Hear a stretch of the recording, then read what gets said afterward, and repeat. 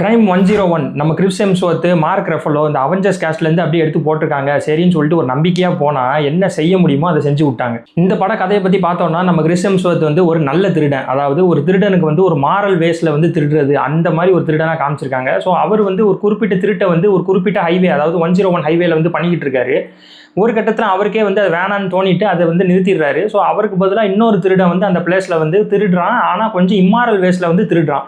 So இதை பிடிக்காம இவங்க 2 பேருக்குள்ள கிளாஷ் ஆகுது. ஸோ இதை இன்வெஸ்டிகேட் பண்ண வந்த நம்ம மார்க் ரஃபலோ இதில் வந்து யார் நல்லவன் யார் கெட்டவன் அப்படிங்கிறத வந்து கண்டுபிடிச்சி கடைசியில் அவர் தண்டனை கொடுத்தாரா இல்லையா அப்படிங்கிறதா இந்த பட கதையே. ஸோ சிம்பிளான ஒரு கதை, அதுவும் ஹாலிவுட்டில் ஏற்கனவே நம்ம இது மாதிரி நிறைய கதையை பார்த்துருப்போம். ஸோ அந்த கதையை எடுத்து கொஞ்சம் சுவாரஸ்யமாவது பண்ணாங்களா அப்படின்னு பார்த்தோம்னா அப்படி இல்லவே இல்லை. ஸ்க்ரீன் பிளேயில் வந்து ரொம்பவே லேகு, அதுவும் ரொம்ப ஸ்லோவான ஸ்க்ரீன் பிளே.